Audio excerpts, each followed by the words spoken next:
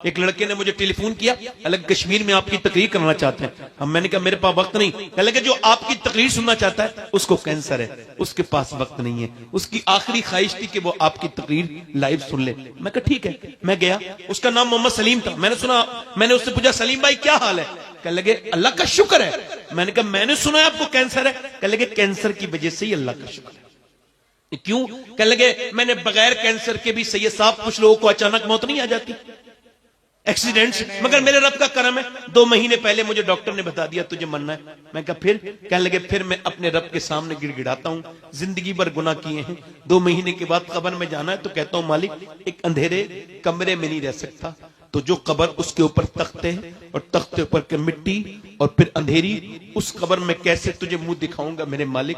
कहता है सैयद साहब बगैर कैंसर के भी नमाज पढ़ी, मगर वो कोई नमाज क्या नमाज थी। नमाज तो अब है कि जब कैंसर का मरीज हूं, जब सर सजदे में रखता हूं, कीमो की जलन अलग अपनी तरफ होती है, मगर कहता है जब मैं सर सजदे में रखता हूं तो मेरी आंखें डबडबा जाती हैं, ऐसा लगता है रब के करीब हो गया हूं, रब से बातें कर रहा हूं। मैं उससे कहता हूं मालिक बड़ा गुनहगार हूं, आज तक कहते हैं बड़े सजदे किए थे मगर वो आंसुओं में डूबा हुआ सजदा नहीं किया। कभी मैं सर्वा सजदा जो मैं हुआ कहीं तो जमीन से आने लगी सदा, तेरा दिल तो है सनम आशना, तुझे क्या मिलेगा नमाज में, तूने कभी ऐसी नमाजी